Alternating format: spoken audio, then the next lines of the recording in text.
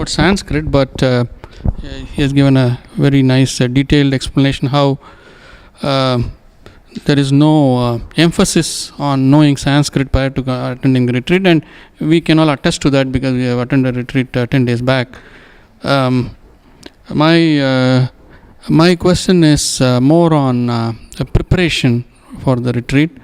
You recently published a book in September of last year on self-realization through self-knowing, and this gives a detailed explanation about the retreat, as well as this is pretty much what you covered in the 2016 international retreat in Pondicherry.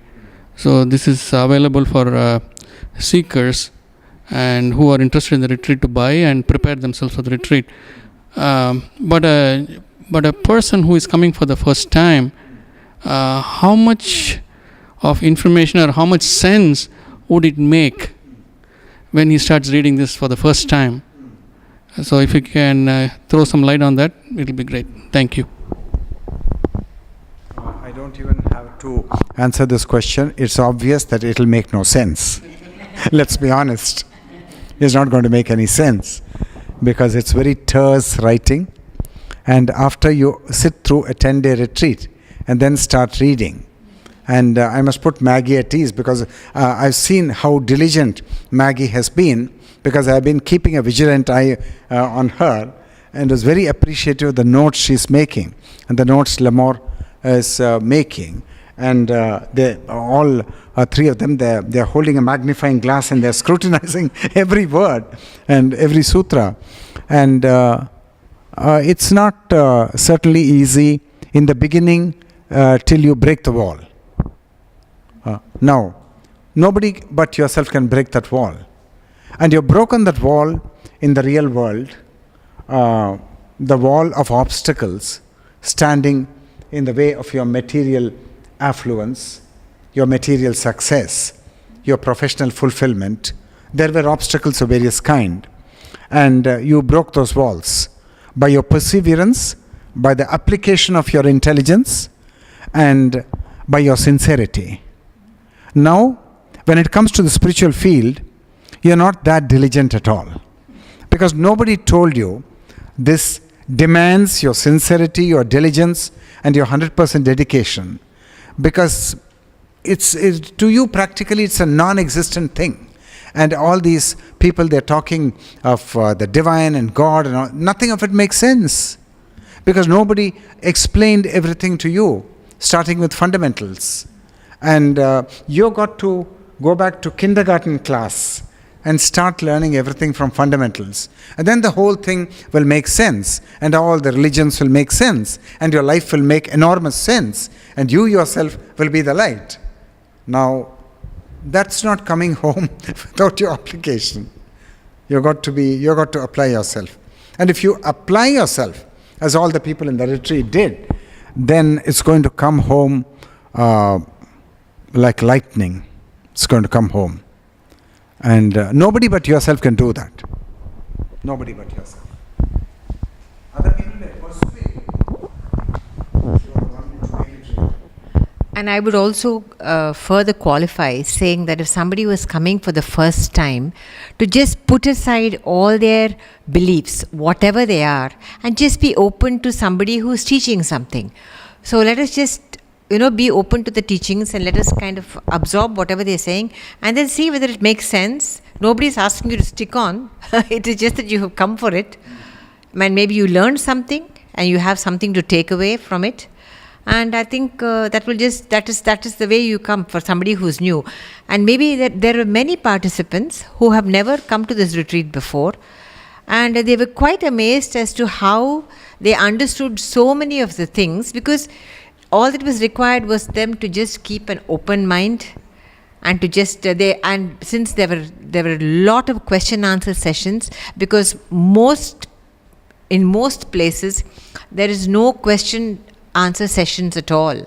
If a question is asked which is not very delectable to the speaker, he decides not to answer, or he just asks you to refer to some other book or whatever. But here everything was thrashed out. Other participants also gave answers. So it was very nice, and it was such a nice, beautiful, closed, small little group.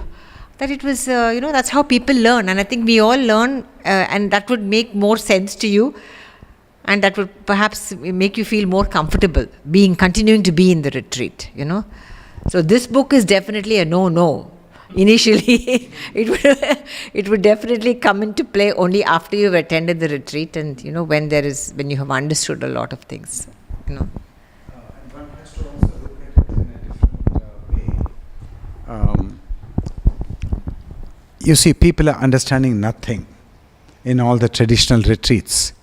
Then you need to take the poser that why are people sitting in 1 week, 10-day, 15-day retreats? Why are they sitting there?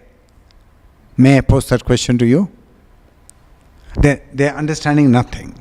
The whole thing is mysterious. The whole thing is couched in impenetrable mystery, and that is what it is supposed to be, within quotes. That is what it is supposed to be. The whole of religion is supposed to be a grand mystery, and nobody is questioning that. And then, how are people sitting there for 1 week and for 15 days and 20 days? I would like your answer to these questions. If you're not understanding anything, and ostensibly you are understanding a lot of things sitting in the retreat of Amanaska Yoga, you're thinking for yourself, you have to think for yourself, and you're progressing step by step. And in the other retreats, why are people continuing to sit there? What do you think is the reason? Inquire into it. Well, I'll go back several years to when I attended my first retreat of Amanaska Yoga. And I was, seeking for answers. And in the first retreat, I can say, because I did not do any preparation other than show up on time and sit in the front and sit in the front row, is that I learned a lot of new words and concepts, and I was aware of a lot of what was being said.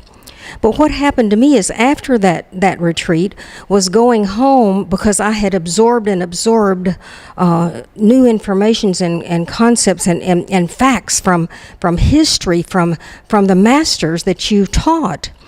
And it began to make a change in my life on a day-to-day basis as I tried to live those teachings and to silence my mind and to try to learn to be in an Atman. What did that mean? And at that time it was moving towards moksha.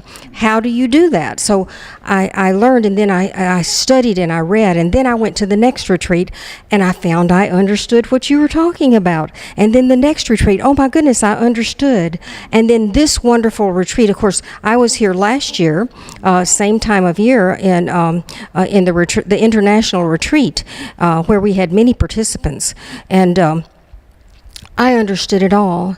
And this year, I will say that it has just taken it to new levels for me in my understanding and in my journey, and what my next steps are as I look inward and release my sorrows and challenges in my life, so that I know the divine has called me through these teachings to help others in so many ways. So for me, it's just been the wonderful journey from 2014 now to 2017.